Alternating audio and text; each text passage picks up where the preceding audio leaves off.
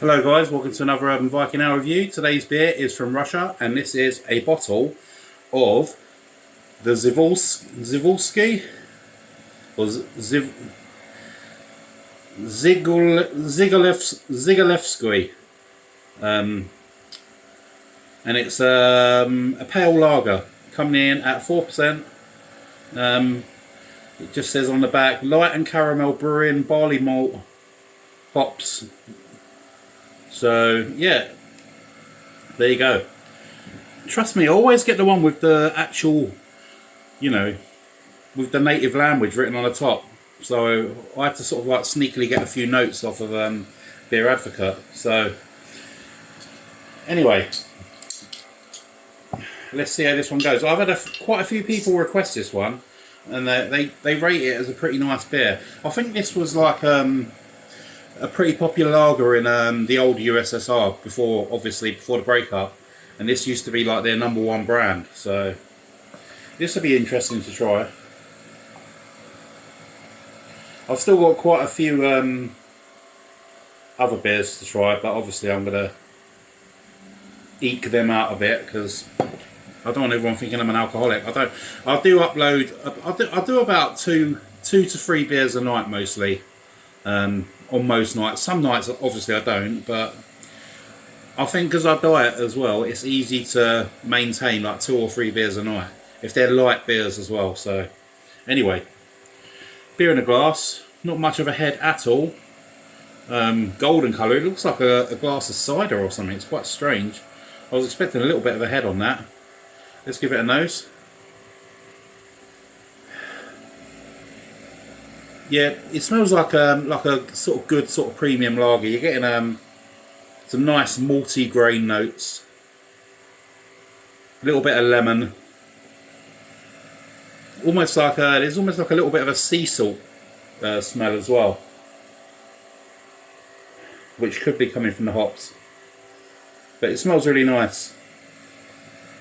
It smells like a good sort of lager that you'd want to get in a pub. So let's see how it goes. Cheers, guys.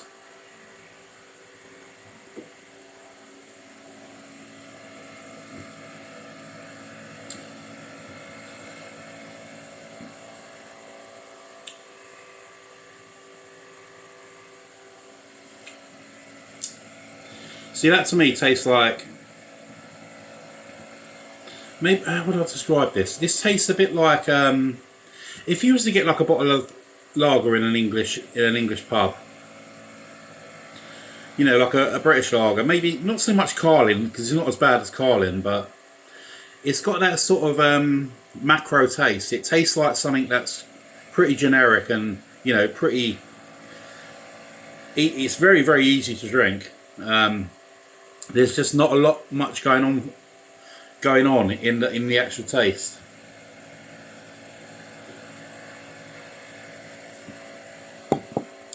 It's got a very smooth carbonation, which makes it very, very easy drinking.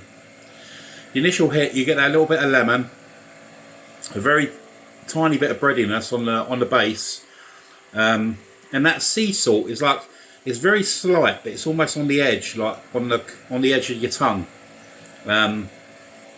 which leads into a little bit of bitterness, which is really what you want from a lager. You want something that's a little bit bitter, a little bit hoppy. It's very inoffensive. There's nothing wrong with this whatsoever. I couldn't say this is a bad beer because I'd be lying. It's just like a decent lager. This is a sort of, I've said it before about, I think it was the Steiny beer. It's like one of those beers you just want when you're with your friends, sort of hanging out, or just after a long day at work. A beer you can sort of crack open and watch TV or listen to some music. Nothing that's going to tax your brain too much, but that's nice and smooth, and that's what this is.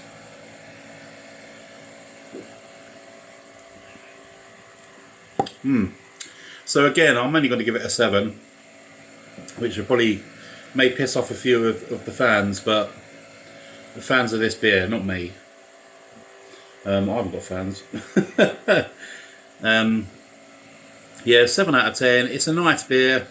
If I was to see that on offer in my supermarket, I'll grab that for the summertime. So yeah, there you go. Thank you very much for watching, and I'll see you again soon for an Urban Viking Ale review. Cheers.